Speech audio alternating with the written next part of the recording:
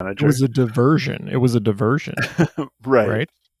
And it worked. We're still talking about making more. We are still diverted from the real issues in this world.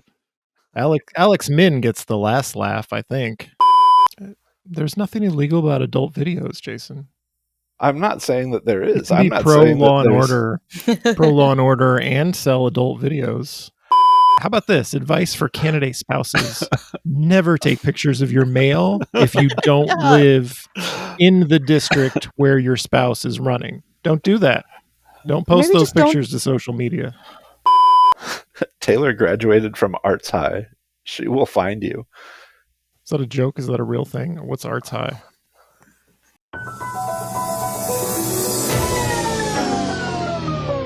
We're rolling. We're rolling.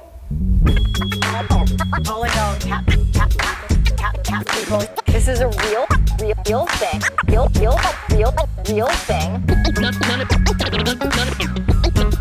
None of you have the balls to stop this. Stop this.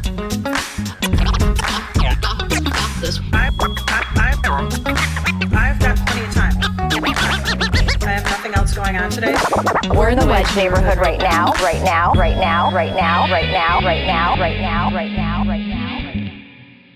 Jason, are you going to be the raccoon the whole time? What's going on? It's Taylor's birthday gift. Can you see us at all, or are you just talking to us blind? I can kind of see you. I was going to do this for a couple minutes. Okay, well, we'll just go with it. We'll let you do your gag. It's fine. This is literally Taylor's gag. Oh, who bought you the balloon? Is it your birthday, Jason? What's going on? No, Melody found it in Portland.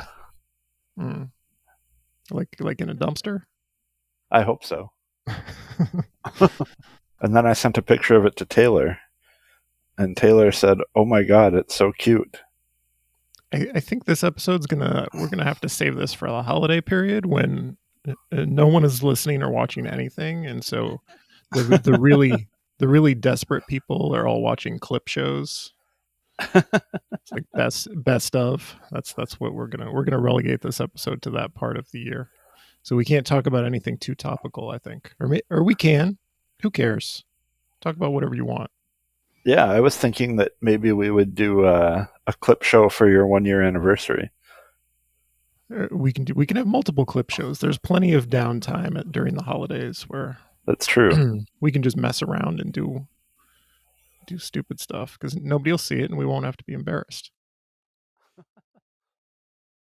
I'm going to introduce the show. This is the Wedge Live podcast. I'm your host, John Edwards, and I'm joined today by investigative reporter extraordinaire Taylor Dolan. That's not how her last name is pronounced. Oh, jeez. Oh, I can start over. I'll do it again. I said it slow enough that I can insert the correct way. That's why I can't make fun of Jeremy Schrader anymore. What is it? How do I say it? It rhymes with spleen. Darlene. Darlene? Yeah. Don't you think that's a worse way to say it, though? Apparently that's the way they do in, like, Swedish people say it, so. Darlene? Yeah. Wow. Something like that. I feel bad. I've been saying it the wrong way in my head for years at this point. I'm used to it. Taylor Darlene. Yeah. And also Jason Garcia. Thank you, John. It's great to talk to you again this week. Who's coming to us in their raccoon form. Indeed. It's a special form that I take once a year in honor of Taylor's birthday. Thank you. It's a great gift. We haven't gotten your feedback and your reaction to what happened in the election. How are you feeling? Not good about the mayoral election, but I think the city council ones are as good as could be expected. I was hoping we'd keep Steve Fletcher, though. I mean, yeah, that's a big one that sucks. But I guess the DSA candidates getting Jason and Robin and Aisha is very exciting. and Victor Martinez lost, which is a win, and Mickey Moore lost. So it sucks that Mike Norton lost as well. Really wanted him to win, but City Council is not as disappointing, I don't think. Okay. So I thought we would do your announcer voice, Jason, since this is a clip show. I don't know if I've mentioned this episode is like a Mickey Moore wrap-up episode. It's in honor of Taylor, whose investigative journalism really took down the Juggernaut campaign. It looked as though it didn't look as though Mickey Moore was going to win, but I'd like to give credit to Taylor for taking him down. And I thought we would do announcer voice. Okay, let me switch back to my mortal form. Okay. And I wonder what the episode title should be. I like the post-mortem thing. Yeah, I do too. But is it too Mickey centric? And my concern is we're still talking about Mickey, so isn't he the real winner here? No, never. I think he would enjoy that we're talking about him still. I don't think that Mickey would enjoy the fact that we're about to spend some time making fun of him. So he got like 10% of the vote. It's He did. too much. I thought it was like 15. Oh, 15? Well, let me undercut him once and for all. Maybe he can DM with a correction. Actually, it was closer to 15. I just don't want you to have to start off all of your episodes with corrections again. It's true. People should know that I'm doing this from memory. I have no notes. So go easy with the corrections. These are vaguely remembered facts that I'm regurgitating. So 2021 election post-mortem. The big question is how you're going to pronounce post-mortem. I think you're doing it pretty much the way I imagined when I wrote it. Extra, election jacker foiled by Taylor. Darlene. Yep. You nailed it. But now you have to do it. Is that what you wanted me to read in the announcer voice? I wonder if I have the basketball music anymore. I don't think I have it loaded. Maybe what you should actually have instead of the basketball music if I'm going to read this headline is like some old timey newsreel music. What's that like? Well, this is beyond my capabilities. Okay. Live. John knows the basketball music. That's it. It's a good one. I mean, I can add it later. It's just beyond my, I won't be able to give you the live version of it. You'll have to imagine it. Okay. All right. You just count me down when you want me to shoot out to read this. Okay. And maybe I'll hum or try to give you the equivalent of the NBC music, but you have to imagine that it's a newsreel. Is it newsreel music? I'm doing this in newsreel or announcer voice. We're just switching back and forth rapidly. Well, I will do the NBC music because that's the only thing I know how to sing. But you have to imagine that it's newsreel music. Does that make sense? Sure. Do do do do do do. Extra! Election jacker foiled by Taylor. Wait, you didn't do 2021 election post-mortem, are you? Oh, you wanted me to read the whole thing? Okay. I think so. It sounded unnaturally short. You already read it, so I was thinking that I just needed to do the quote. I can cut it out. That's fine. All right, let's do it again. Do do do do do do. 2021 election post-mortem, aka extra election jacker foiled by Taylor. I think I will use the NBA on NBC theme after all. Of course. That's going to go better with that. All right, perfect. Okay, so I should begin by saying I didn't want to do this episode, just like I didn't want to do the first one, but I was proven wrong. You proved me wrong. It turned out Mickey Moore was very newsworthy after all. The Star Tribune ended up endorsing him, embarrassing themselves, and they really shouldn't have. You could see that coming a mile away. They kind of walked into it. Taylor, you'd done all that work, and the Star Tribune walked into that endorsement anyway. Did you feel slighted when they weren't taking you seriously? Yeah, I was like, When am I just like screaming into a void here? It just felt like, I don't know. I feel like someone had to have seen something about it. And so to have them do that is just like, are you just purposefully not paying attention? Or is this like you had to go with him because he's the, non DSA candidate? Yeah, it was an easy call. I wouldn't have walked into that. Very embarrassing. So one of my top criteria for endorsing candidates as a news and media organization is don't embarrass yourself like that. You got to look into the candidates at least a little bit. Yeah, I think one of the fascinating things was how in their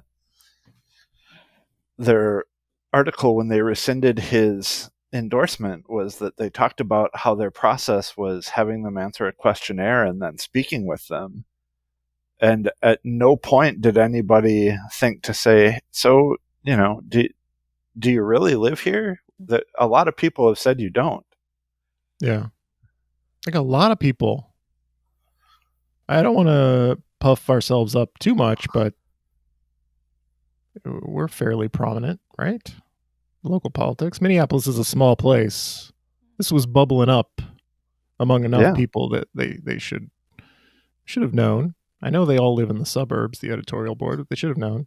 I should recap for listeners that Mickey Moore doesn't live in Minneapolis, has a history of running for office, not living in Minneapolis, lives in Anoka County, was the marijuana party candidate against Ilhan Omar in 2020, but didn't actually support legalizing marijuana.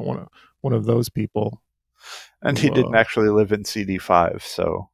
Right, he just... It's common practice for him.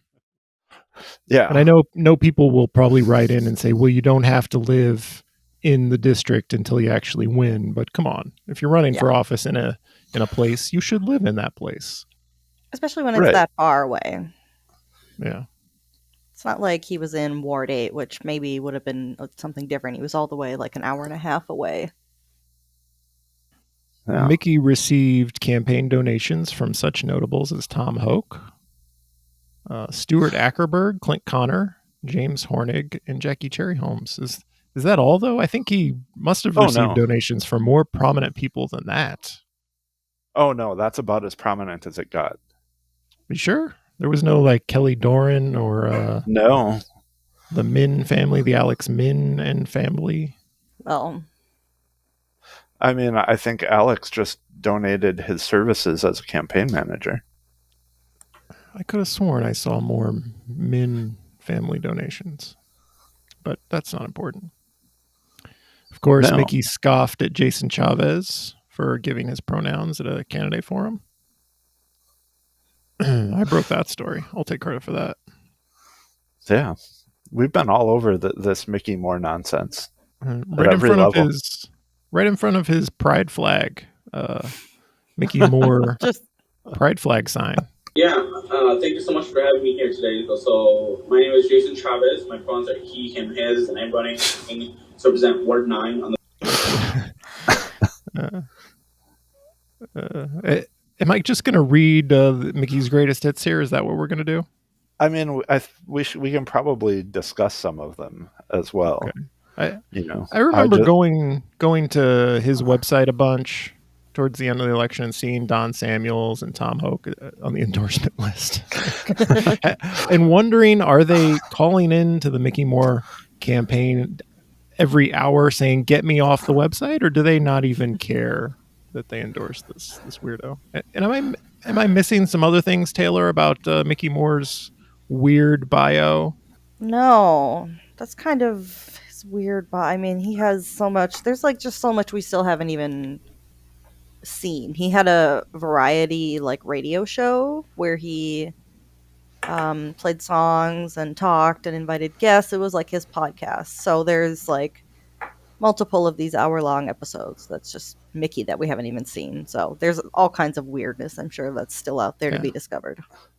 Makes me think I'm probably the next Mickey Moore. In 5 years, I'll run for office and people will dig up that whatever we're doing here, people will dig it up and embarrass me. Oh, no. Yeah. Only if you're running in like Ward 7 or something like that. Maybe I'll run in Anoka County. Yeah. There you go. There is a was it city council and mayoral seats It was. available in Oak Grove next year, in case you're interested Is in there? running. I didn't even. They have a mayor. Yeah, Well, it might be a part-time gig. maybe you'd only have to live there part-time then. One of the great moments in the campaign for me was, I think I Googled his address because it's not in Ward 9, and I wanted to see exactly where it is, how far away. I want to do the Google Maps thing where it's like, this place is 45 minutes away outside Minneapolis, something like that. And like an adult video store popped up. Google shows you the businesses at an address. It's like you brought up an adult video store on Google Maps. I'm like, does Mickey live in an adult video store? It's also like his wife's massage business. It's an adult video store. Yeah. We should note that the video store is also promoted in his variety show. Yeah, what was it called again? Movie Revolution. Movie Revolution, yeah. Yeah. You never know. One of the real sad parts about all of this with Mickey is that if he would have run and said, you know what, I am a pro-weed adult movie peddling candidate, I bet he would have easily doubled his vote count in Ward 9. He would have been a much more interesting candidate. He would have been definitely seen as someone you could get behind. But instead, he decided to run as a pro-police law and order candidate. Yeah. I mean, when you have an adult video store and you've run as a legal marijuana now candidate, why would you try to align yourself with Operation Safety Now? There's nothing illegal about adult videos, Jason. I'm not saying that there is. I'm not pro law and order and sell adult videos. Yeah, I'm just saying he should have led with the adult videos. He would have been much more popular. He had to tell us that he invented the black hair care industry instead. That's true. Right, he invented the black that. Hair braiding industry in Minnesota, right? Nope. I don't know if he said Minnesota. I think he just said in general he invented it. I thought it was Minnesota. Initially, on his old website, it just said that he invented the braiding industry. And then in the more recent iteration, it clarified in Minnesota when he founded the braid factory. He also claimed that he did Andrea Jenkins' hair, I think. That was one of his claims to fame. Andrea Jenkins is the Minneapolis City Council vice president. I always wondered if she was embarrassed by that claim, if it was even true. I don't know. He also claimed that... did he claim Keith Ellison had been his lawyer at one time? Probably. Yeah, does anyone remember these things? Or that he... I don't remember. He was talking about his relationship to the current city council, and he said, I did Andrea Jenkins' hair, and Keith Ellison was my lawyer at one point. I wonder if that's why he has not run in Ward 8. Because he's like friends with Andrea. He does her hair. Yeah. Yeah, because this all started with him filing his political campaign documents with Hennepin County with an Ward 8 address as he was running in Ward 9. Yes. Yeah, back in January when he announced he was running. And then in March was when he sent the email that was eventually, 6.5 months later published in the Star Tribune. After the Star Tribune sat on it for a while, and then weeks before the election, after they had already endorsed Mickey Moore for Ward 9, ended up publishing the email that he had responded to a landlord saying that he would like to rent from them, but he wouldn't actually be living there. Yeah, assuring the person renting the room, this is a sweet deal for you. I won't even live there. Yeah, and it will be a benefit to you to be able to say that you have a city council person living with you. Yeah, because yeah, that's so bizarre. Putting his scam in writing to a stranger. This is how brazen the Mickey Moore scam is. And I can't tell if he thought he was gonna. Did he think he was gonna win? He assured the person in the email that he was going to. But everything with Mickey is a scam, so he will insure everyone of a lot of things that aren't true. Sure. He put $50,000 of his own money. I mean, might be someone else's money, but he put all that into his campaign. I think he thought he was going to win, or at least had a really good chance. Didn't he have a bunch left over? I'm hoping for his sake that he had a lot left in the bank that he can just pay himself back. The last campaign finance reports that came out at the end of October showed that he had about $10,000 left. Oh. And that was before, the last couple weeks of the campaign, when he threw a large party the night of the election and things like that. So my guess is that he spent all of the money. I hope for his sake that was like a campaign finance scam and that some rich person had given him the giant checks that he could pretend were coming from him personally, because that's a lot of money to put into a campaign that has no chance. Well, the other thing that a person who was interested in laundering $40,000 might do is donate it to themselves and spend it on a losing campaign. It's a very elaborate scam. Then what do you do with the money? You give it back to yourself? Yeah. You buy up all the extra adult movies that you didn't sell back in the 90s. He's got a warehouse of it. This was all just a big scam to offload a warehouse full of adult VHS tapes that he had in a warehouse somewhere. Playing the long game. Those are the only two options that I can think of, is that he intended to somehow make $40,000 disappear on the books or from the books, or he intended to win this race, or thought that he would be given so many donations that he would have that money left over at the end. Yeah, my theory is when he ran against Ilhan, he got how many? Did he get 10,000 votes or something? I'm just making that up, so please write in with your corrections. But he got a lot of votes, which you can do if you're running in a district that's I don't know how big congressional districts are, but they're many times larger than council wards. And so you think thousands of people voted for me, and you're drunk with power, not realizing that many, many, many more thousands of people had no idea who you were, didn't take you seriously, realized you were the joke candidate. And so you start to think, I'm destined for greatness. All these people voted for me. Of course, I should run for the next thing. I'll win a city council seat for sure. So that's my sense of what happened to Mickey. But he's kind of charismatic. Will we admit that Mickey Moore is charismatic? He's got a personality. He's kind of a pitch man in the way that I think he's definitely a pitch man. He can talk on camera. He actually has a pretty good singing voice.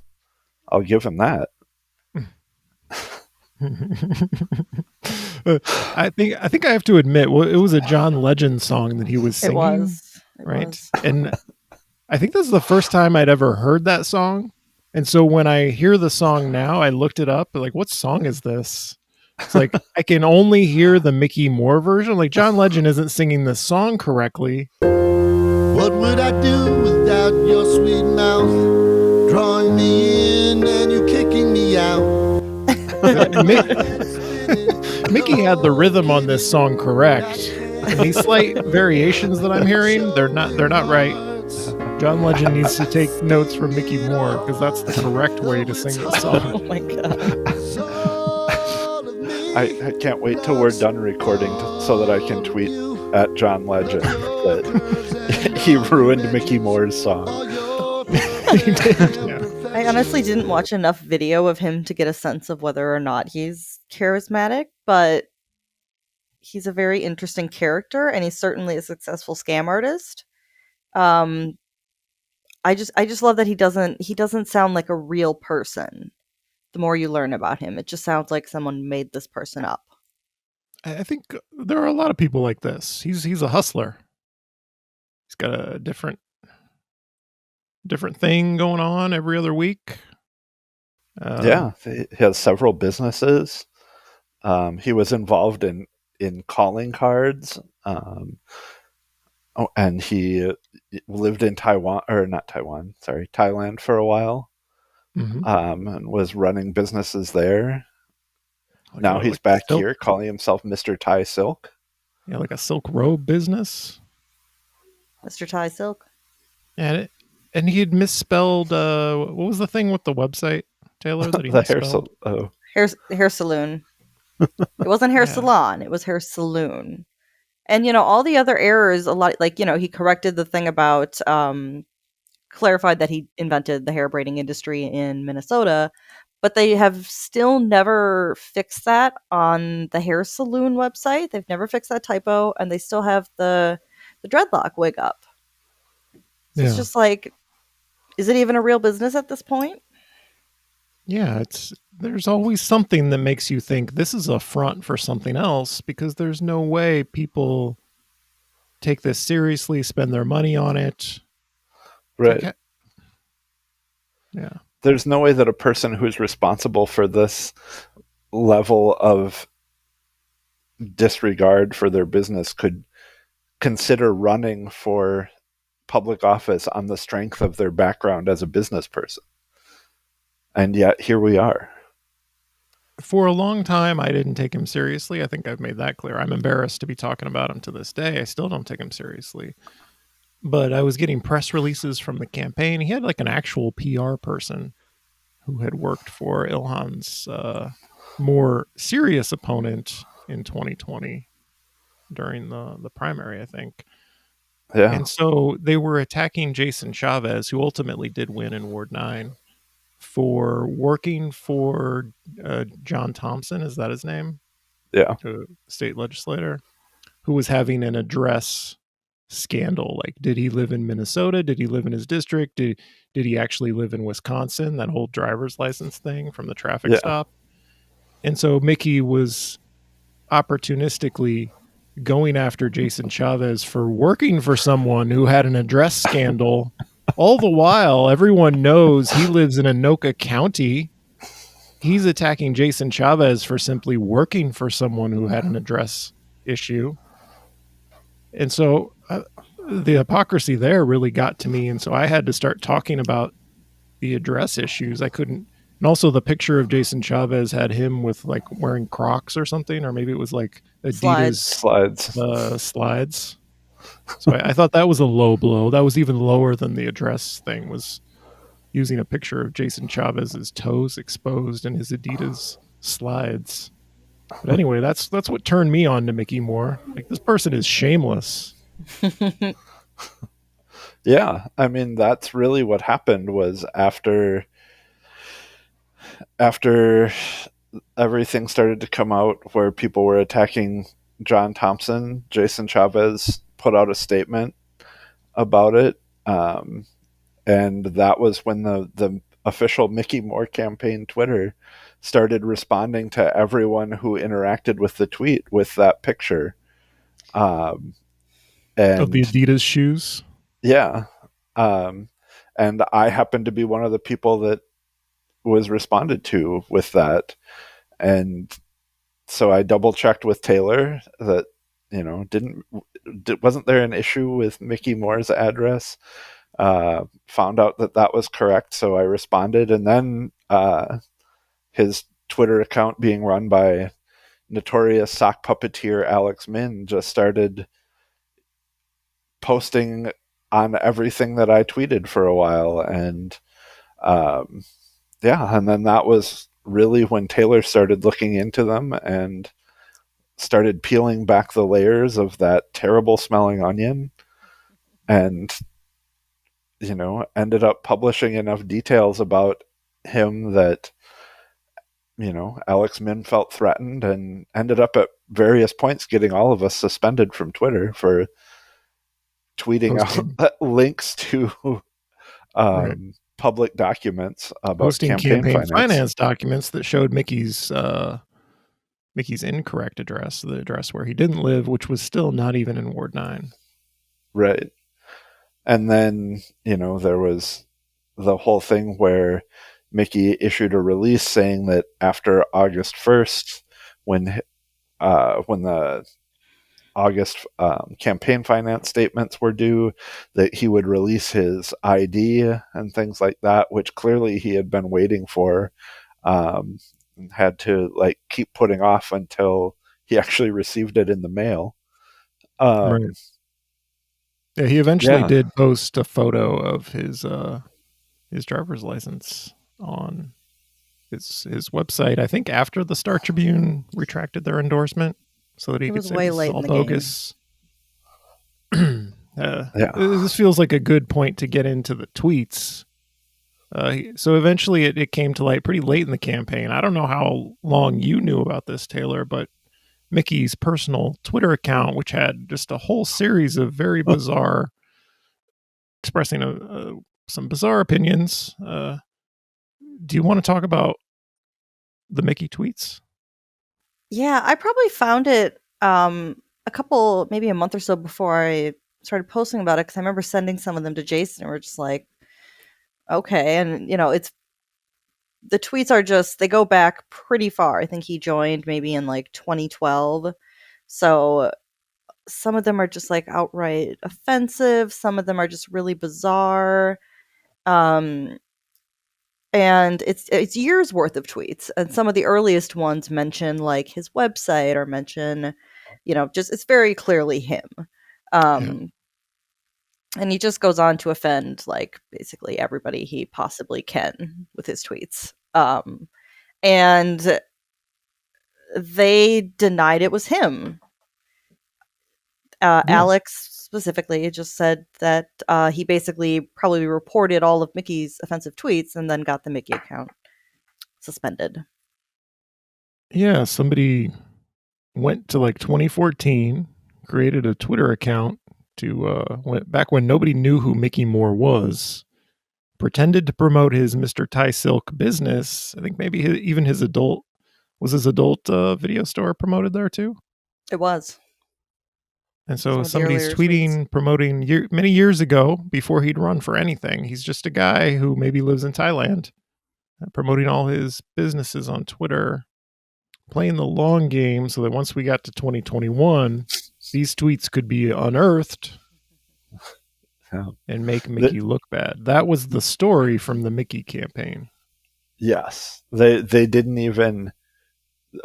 Whoever possesses the technology to go back in time to do this didn't feel the need to bring any of this to light last year when he was running against Ilhan Omar. They said, oh no, there's no way in hell he's going to beat Ilhan, so we're just going to save this up for another year. And and then that's when we'll unleash all of this. Yeah, and denying it was him is just ridiculous, because the photo is one that doesn't show up anywhere else, because it's a photo of him in Thailand with his family. I don't know where anyone else would get that. The phone number, the last couple digits on the account, match Mickey's cell phone that he's apparently had for at least a decade, judging by it's on his old Mr. Ty Silk website.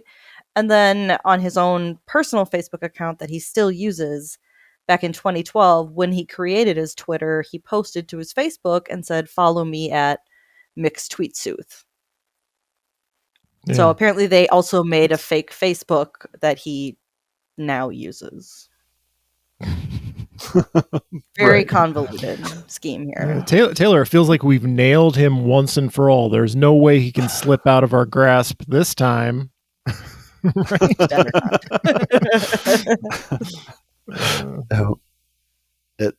Taylor has become so much a part of the internet in these investigations that she was able to reach back through the Twitter sphere and through Facebook and probably through the Instagram and metaverse as well, to manipulate old data so that it would appear that Mickey Moore was tweeting things about how terrible Somalia is.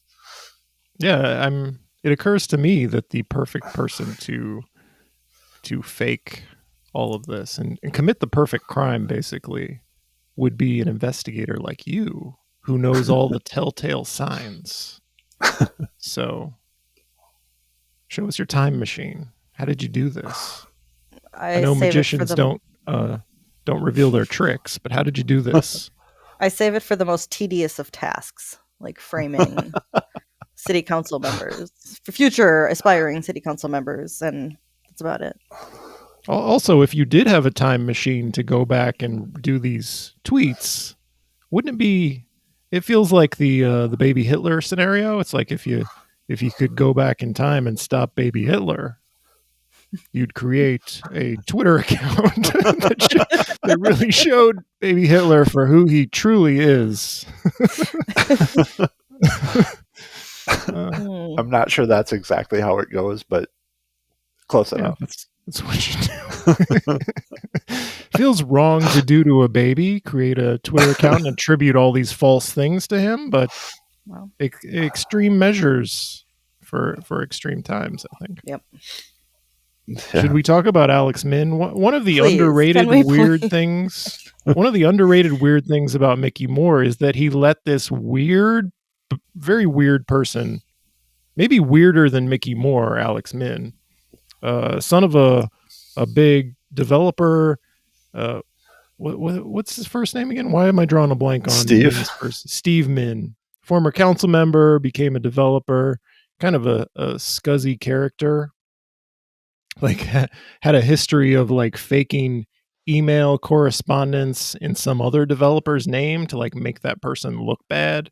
Like admitted to doing this in court, and years later, Steve Min's son, Alex Min, is fallen much further down the rung of politics and is managing Mickey Moore's campaign. Is creating sock puppet Twitter accounts to like. I can't tell you how many tweets and accounts he sent me, like crime in Bloomington. He's sending me screenshots of that. He's sending me terrible memes. I don't know how he had time to create these dozens of accounts on a daily basis to send me tweets. I got to know his he's patterns. Maybe he's a disturbed character, and he's got as much as he was obsessed with crime, he's got a criminal history where he had pointed a BB gun at someone's head. He had like shot at someone from a car. Yeah. Like, people were sending me these arrest reports and like concerned for my safety because of how like bizarre and the violent tendencies that Alex Min has. Yeah. Again, if he had led with the fact that he once tried to swallow a bunch of marijuana and fight some cops to get out of being caught with it, he would have been a much more interesting and sympathetic character. Yeah, you're sending me stories about crime in Bloomington that I have. How am I responsible for that, Alex Min? Meanwhile, Also, you're wrestling cops. Unless Taylor, did you go back in time and wrestle some cops as Alex Min and frame him? Yeah, I was really busy. Just wrestled some cops until he vomited up some drugs. is the yeah. Who amongst us has not fallen to that level at one point or another? Let them cast the first stone. Jason, you for a long time you had a defund the police poster behind you during these episodes. So that's true. You probably had an experience like that when you were young that turned you against the police, wrestling them until you vomited up some drugs. Yes, the interesting thing was I hadn't swallowed the drugs beforehand. Okay. It was just pure spontaneous creation of drugs within my system. They just catalyzed out of my bloodstream. Do we have anything else to say about Alex Min, Taylor? I feel like even saying anything about him, we're gonna like dredge him back up, and he's gonna be making new sock puppets left and right. But the weirder thing about him too is that he's in California for all of this. He does not live in Minnesota, so that's the least weird thing about him.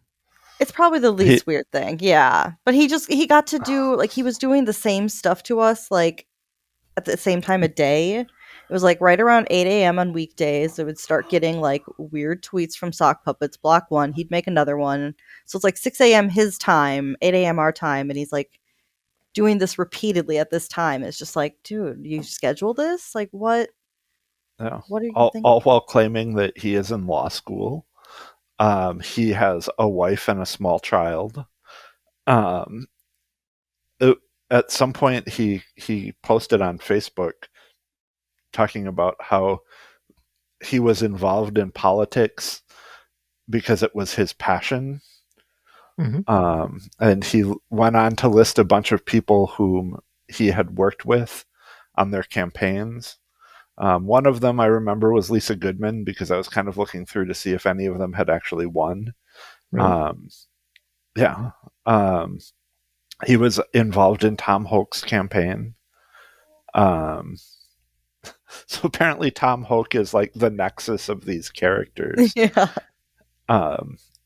There was apparently a Mickey campaign event that was at Tom Hoch's home or something like that Really? Alex Min Skyped into or Zoomed into. They were carving pumpkins. Oh, that was Tom Hoch's home? That's what I heard. And that was after the Star Tribune rescinded their endorsement, after all this stuff had come out about what a bizarre character he is. And maybe we should mention some of the tweets. There's like 9/11 trutherism. He's like talking about women's bodies in a weird way. I can't even remember some of the stuff. He's talking about Somalis. Yeah, he said that something to the effect of Somali hasn't made a single cultural advancement in like the last 50 years or something like that. He claimed that he could tell by looking at someone's mouth if they'd ever sucked a penis. Mm-hmm. He also tweeted a picture of Tiger Woods and some woman and said that he wanted to have sex with both of them, and then also tagged Tiger Woods in a post saying that I forget something about wanting to do business with him. It was just very, very strange. Dead naming Caitlyn Jenner. Yeah. Just a lot of really terrible things to scroll through. And I give you full credit, Taylor, for making it through all of those tweets. Yeah. Did you read them all? I did. I got to the very bottom. Oh man. It was a lot. It's also weird. He had this like, I really want to know what he has against Will Smith, because he has multiple tweets that are like, Will Smith should go and like lay in a field of snow in Minnesota in the winter and die. And it's just like, why are you so passionate about Will Smith? Yeah. He also, we discovered that he is a big fan of Taylor Swift. Oh, yeah.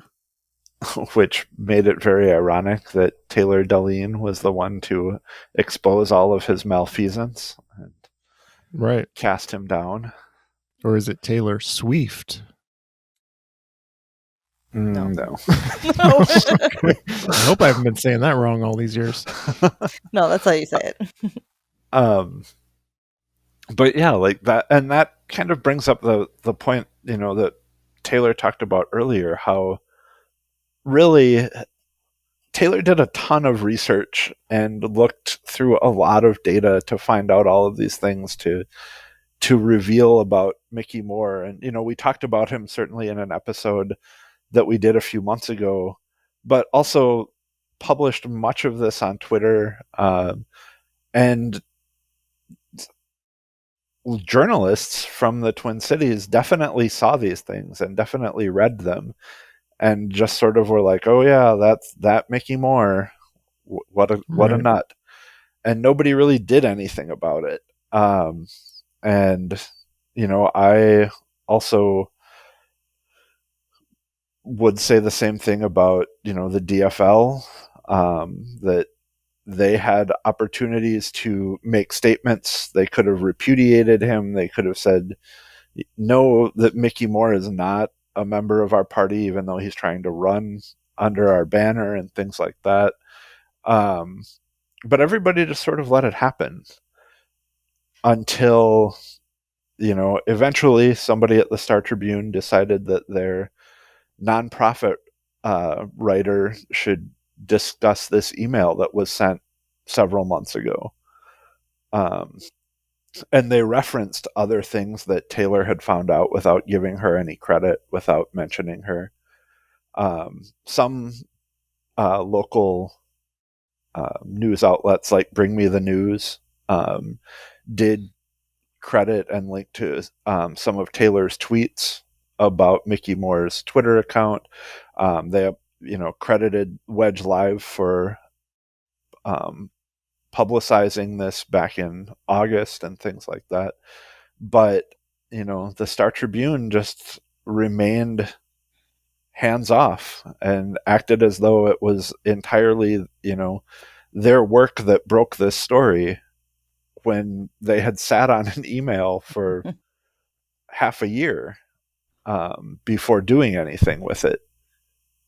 Although I don't necessarily blame them too much for sleeping on Mickey Moore, because I wanted to sleep on him. I want to live in a world where no one takes Mickey Moore seriously. That's what I want. But the combination of like people like Tom Hoke and Don Samuels and the Star Tribune editorial board, like getting behind, I think it's worse, Jason, because a lot of establishment figures who we may disagree with, but should have enough sense not to walk this city into electing a scam artist city council candidate, just got behind him, put all their support behind him. He got some donations. He got Tom Hoke and Don Samuels and others in the Star Tribune to endorse him. So it's more than like negligence. It's like they were actively trying to foist this person on us. Yeah, I think, one of the things that you should do through this episode is make sure that you post pictures of people like Tom Hoke and Don Samuels, and Jackie Cherry Holmes and other people, and just flash them up and say, this person tried vigorously to get Mickey Moore elected. There should be some sort of Minneapolis Hall of Shame for them. There should be. You're right. And you know who else should be ashamed of themselves? You, for saying that this was not worth covering. No, the League of Minneapolis Homeowners. Shame on the people over at the League of Minneapolis Homeowners. Did no research. Yeah, one of Mickey Moore's earliest supporters. Yeah. For listeners who don't know, that was a pretend fictional organization that appears to not exist anywhere except on Mickey Moore's endorsement page. No trace of this organization anywhere. They have a logo on They had a logo on Mickey Moore's website until it was uncovered that they're not real and they were entirely invented. So that might be my favorite Mickey Moore story, is inventing a group called the League of Minneapolis Homeowners to endorse him. I mean, especially in this election cycle, that was one of the more plausible hoaxes that he tried to perpetrate. Mm-hmm. Yeah. Yeah. I mean, and this is the sort of thing that it just makes him such a fascinating character, is that it's all so surface level. It seems cartoonish. You would think nobody would be foolish enough to make up an organization and not have a website for them or a Twitter account or a Facebook page. And yet there it was. Yeah. I mean, and also, the fact that he thought it was a good idea to publish an endorsement from the owners of Cup Foods. Yeah, that was weird. Okay, what about that? Have we talked about that text or the email that Alex Min sent out pretending to be the Jason Chavez campaign on Election Day? We haven't talked about that. Oh, okay. because that was a mess. It was at like 3 p.m. He impersonated Chavez campaign and sent out the same photo of the screenshot of Jason Chavez holding some defund the police sign that he tweets at everyone. So obviously Yeah, I him, mean, but 3 p.m. on election day, some of the dirtiest campaigns in Minneapolis will start like putting their yard signs in the boulevard outside the school that's a polling place. And other campaigns just like create fake email accounts in the name of their opponent with damaging information. It's a matter of how far you're willing to go. You want to commit a yard sign crime or or a impersonate someone in felony. an email. Is that a felony? Impersonating someone in an email like that? I've heard differing reports, but there is a national law that prohibits that sort of behavior around a campaign, like misrepresenting yourself as somebody who is working on behalf of a campaign. Yeah. It seems very ineffective because who's going to believe that Jason Chavez has sent you an email trashing Jason Chavez? It almost makes you want to disbelieve everything in the email. Like, not effective. they're not There's very something good at wrong. this. There's something wrong with the people involved in the Mickey Moore campaign that they would create sock puppet accounts to go after me, for example. I wasn't running against him. I think it's a waste of your time to come after me. It's a waste of your time to create fake he email had a accounts. dossier. Right. Yeah. He had a. Will we ever Yeah, get I to felt find very out? important. I felt like Hunter Biden for a moment because there was an alleged dossier all about me to uncover the shady things I was up to. Yes, like being from Florida. Right. Let's not talk about that, Taylor. It's just a rumor that Alex Min spreads. I also assume anyone who has any connections to Florida, there's something wrong with them. I don't like to talk about that. But I will admit there's something to that, Alex Min. You shouldn't trust anyone who has connections to Florida. Yes, he also challenged you to a challenge. Right, that was weird. He writes like a middle schooler who. Yeah, Yes. There's a lack of maturity there. Yes. And I'm one to talk, right? Wow. But he challenged me to a challenge. And that's a quote. He challenged me to a challenge. And then he did he take a screenshot of that tweet? Did he pin that tweet? He was very proud of that tweet for a long time that he had challenged me to a challenge. And I think if I lost, I had to leave. Did I have to leave Minneapolis? That was I think you had to leave all of Minnesota. I had to leave Minnesota. I can't do that. I'm trapped in the wedge. I don't have a car. There's no place in Minnesota where I could live without a car. Alex Min was trying to sentence me to death, basically, by forcing me to leave the wedge. I'm fascinated by the notion that he has that like the wrestling concept of a loser leaves town match is real, and that he could unilaterally declare this on you. Yeah, that you would somehow, as a result of a debate, have to leave an entire geographic area.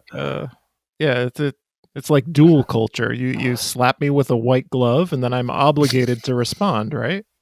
Yes, it's exactly. Gentleman's honor. Yeah, I mean, this has been a really dangerous election cycle for you, John. No wonder you're so negative. Yeah. People writing in to talk about how upset and pessimistic I am about the world. You don't know what I've lived through. Chris Parsons' daughter threatening you. Alex Min trying to make you move. Chris Parsons' daughter what was she gonna do? Like challenge me to a fist fight on the street? Yeah. Because I made fun of his billboard? Exactly. That's not symmetrical. That's asymmetrical warfare. I didn't threaten Chris Parsons. I don't want to fight anyone's daughter on the street. Or anywhere else. Or anywhere. No fighting. No violence. Taylor, what's your favorite Mickey Moore story? Mine was the Minneapolis homeowners thing, inventing this group. What is your favorite Mickey Moore story? God, I don't even know. You're too close to it. You're too close to it. Yeah, he's just it might be just the website. Honestly, I love the hair salon. I love the dreadlock wig. That this is a legitimate business, and it's great. It's just that alone. And then that he hired Alex Min and Alex Min's antics. How it's just he doesn't try at all to even hide that he's the one behind all these sock puppets. It's fascinating. Just Are you going to write the a tell-all audacity. campaign book like Taylor's The True Story of the 2021 Election by Taylor? I should. You should. Yeah. I mean, maybe yeah. maybe you could serialize it in the Daily Mail. Oh, that would be a dream come true. No, I keep meaning to collect because I have all this Mickey info that's just like gathered around all these random threads on Twitter. I keep meaning to like put it into like one document with everything, but I haven't done that yet. You know who could have used your investigative skills this year? I know Taylor has a limited amount of time for these investigations. I would have liked an investigation of Victor Martinez. He was. I went to high school with him. I'm too close. Oh, really? Just, 1 year. I was trying to kind of ask around about him, and from what I heard, it sounds like he's always been the person he is today. And one of the things I uncovered on his LinkedIn page was that he had a luxury car rental service, which was like a page. There was a link to it from his LinkedIn. It was like a page on his homophobic church website, which I thought was odd, like combining homophobic church with luxury car rental. It's not a common pairing. Yeah, you wouldn't imagine that a business, an establishment like a church, which is tax exempt, would also be housing the website for a luxury car rental service. Seems like that might be a violation of some tax laws. Maybe. Are all churches tax exempt? Yes. Let's not. Oh, they are. All of them are.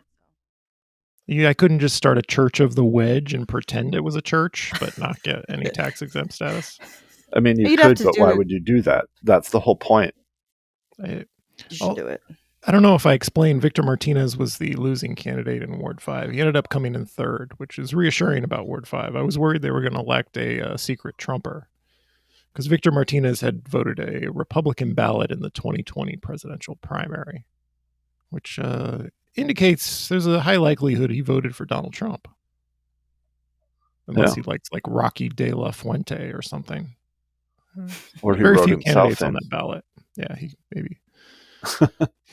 No, if he had done that, he would have proudly proclaimed that that's what he did. The fact that he tried to distance himself from it and just say, no, that's not true. If it actually hadn't been true, he would have had details to back that up. Jason, I don't want to make assumptions about you, but do you speak Spanish at all? Un poquito, as we say. Okay. So I was curious about a Victor Martinez YouTube channel where he did a video on Bitcoin. So it's a weird thing where his church YouTube appears to have been converted into his campaign YouTube at a certain point. I don't know how that works. And there was a video where Bitcoin is in the title, but I don't speak Spanish. I don't know what they're saying about it. Feels like there's Mickey Moore vibes here where he's got a different angle, kind of a hustler type. I've got my luxury car rental business. I'm also a homophobic pastor. I do videos about Bitcoin on my church YouTube channel that becomes my city council YouTube channel. Yeah. I actually did watch some of his videos. And yeah, some of the church ones are just pretty standard, sermons and things like that. But I did see the Bitcoin one and he's basically talking about how Bitcoin is, the wave of the future and how it's this investment that you can get in on and how it's making people a lot of money and things like that, which seems like a very unusual thing for a pastor to be pushing. Was he selling something, a product or something? No, I think it. It's been a while since I watched it. I think he was just encouraging people to consider investing in Bitcoin. So it's the new prosperity gospel. Just dump your Yeah. money into cryptocurrency, and if you're pure of heart, you will make money. I think is how it works. Probably, yeah. That's a good summation of the prosperity gospel, by the way. please send me direct messages correcting me.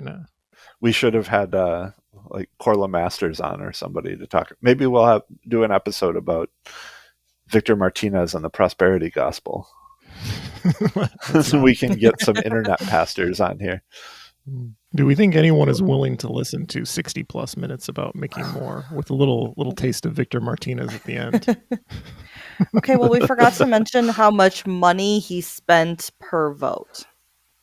Okay, let's do that. Let's do the math. It'd be interesting is. to hear that for all candidates so we can compare, but I don't know if we have the math at our fingertips. Ashley, well, I had initially calculated it based on what his campaign finance report had said that he had spent up till that point. But then Ashley Fairbanks went further and said that if his champagne had spent all the money they raised and that Mickey had loaned himself, he spent to get his 906 first place votes, he spent $87.25 per first place vote. I did look into a few others, like Jacob Fry and I forget who else, but they were mostly in like the $12 to $25 range. Mickey's were obscenely high, the amount of money that he spent on this campaign for the few votes that he got. I wonder what Chris Parsons spent per vote. I'll do some research. I'll tweet that out later this evening. Very curious. Because he wasted money on that billboard. I'm obsessed with Chris Parsons. A belated thank you to Ward 10 for rejecting Chris Parsons. Yeah. Although Chris Parsons I admire for like being true to his beliefs. He didn't hide the fact that he was like gonna shill for the landlords. It's like extremely law and order. Very like most candidates in Ward 10 will at least pretend that they love bikes. It's like, we love bikes. This is Ward 10. It's part of the culture. We love them. And like not lift a finger later.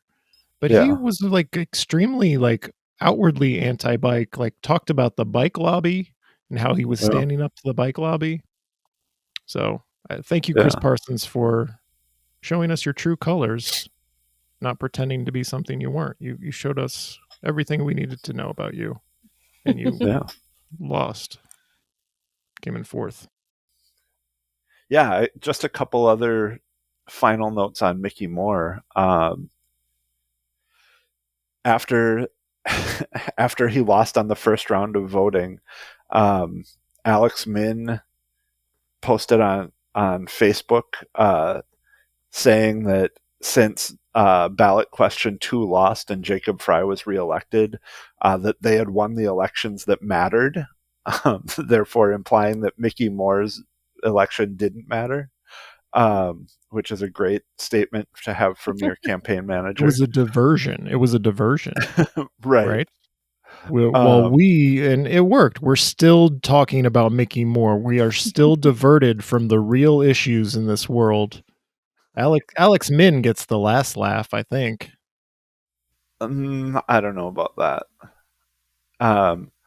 Let's see what else. A friend of the show named Kristen sent Taylor and I a video of Mickey Moore taking down his signs in Ward 9 and putting them back in his van the day after the election, which was just a tremendous thing to see. And Taylor pointed out that he's probably going to reuse them when he runs against Ilhan next year. Let's see. that brings up a good point. Do we expect to see a return of Mickey Moore, a triumphant return Yeah, in some future run for office? We do. I think so. He'll definitely be back. I don't know how triumphant it will be. We've created this massive paper trail. We're going to have done 2 podcasts entirely done podcast episodes entirely devoted to him. You Google Mickey Moore, you're going to find a lot of stuff.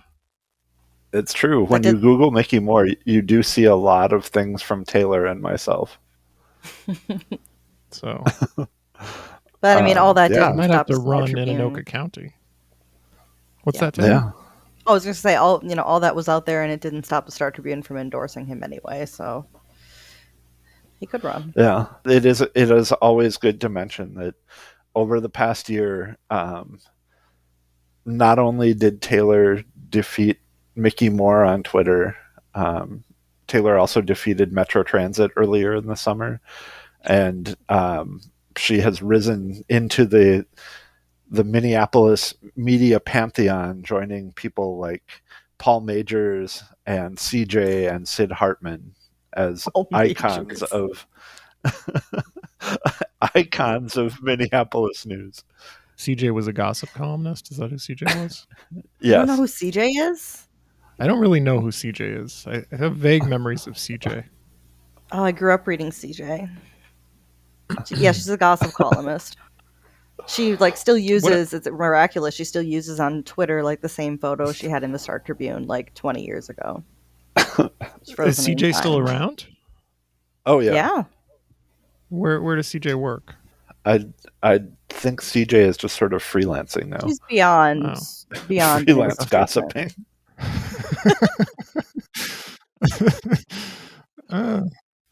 Yeah, I think those were, some of the real highlights and lowlights of our year with Mickey Moore.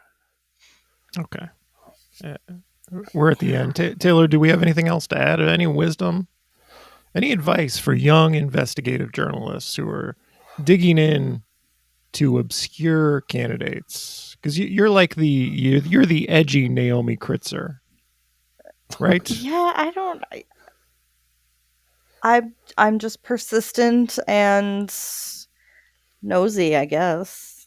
I just look into things. County tax record websites are great. That's where you can find out where people live. There's all kinds of little hidden sources out there.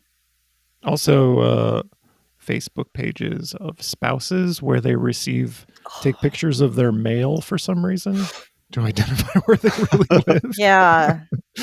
How about this? Advice for candidate spouses. Never take pictures of your mail if you don't live in the district where your spouse is running. Don't do that. Don't post those pictures to social media. Yeah, no matter who you are, don't take pictures of your mail with your address and post them to social media. It's probably not a good idea, true. But then... That's true too. I mean, yeah, Mickey's wife she ended up locking her Facebook account after that, but I mean, it's just wide open. So it's I don't know. I mean, it's just the blatant lack of caring with them. It just continues to baffle me how little they tried to hide this scam. Yeah. It's truly shocking that they thought they could pull this off.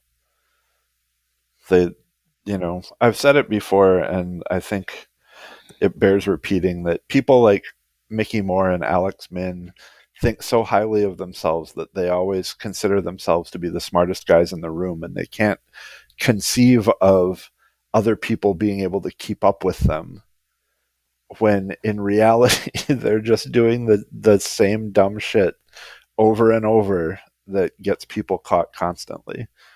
Yeah. Words to live by, Jason. Don't. We're on to your stupid shit. You think you're smarter than us, but we're on to your stupid shit. Yeah. Taylor graduated from Arts High. She will find you. Is that a joke? Is that a real thing? What's Arts High? It's a real thing. It's called Purpose Center for Arts Education. It's out in Golden Valley. It's a statewide arts high school for the last 2 years. Is that where Victor Martinez went? No, I knew him from Patrick Henry High School, where I went in North Minneapolis. Sounds like a good idea for like an hour-long teen drama, Arts High.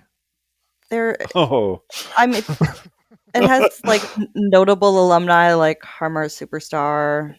Just there's other people too. A lot of like local musicians and stuff have wound up from there.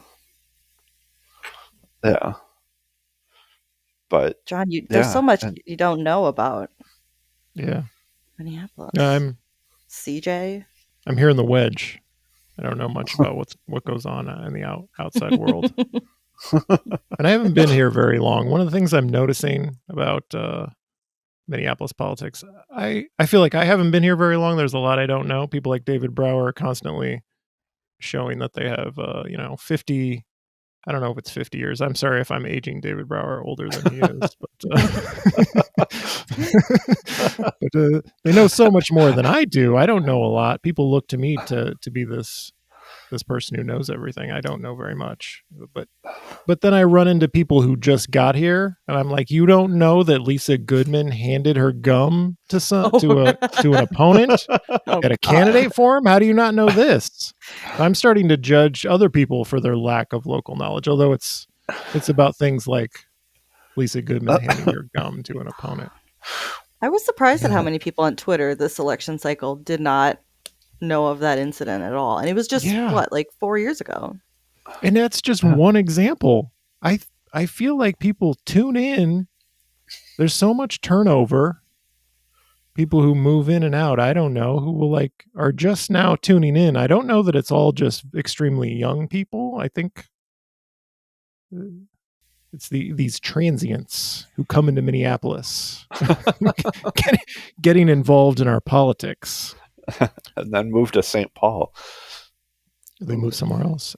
Please stay involved in politics. Everyone who has just tuned in, to get to know Lisa Goodman's history, so you can come back in 2 years and let all the other new people know what they don't know. Please don't tune back out. These are important things to know. Yeah, we need people with institutional memory. Taylor is going to be here in 2 years as the expert, or maybe in 1 year as the expert on Mickey Moore, teaching all the young people who don't remember the Mickey Moore year about our important history. Important history. Well, that's true. They need to know. In a few years, she'll be teaching a special unit at South High for people to learn the history of Mickey Moore. Or a Mickey Moore unit at Arts High. I don't know. That's true. I mean, he's a musician. He's a variety show host. We don't know what other talents he possesses. Yeah. I think that's a good place to end it. I'm so tired of talking about Mickey Moore. Please don't force me to do this ever again. I didn't want to do it. No one's going to listen to it. But thank you both for joining me. Taylor Darlene, investigative journalist, and Jason Garcia. Thank you. This has been the Wedge Live podcast. I'm your host, John Edwards.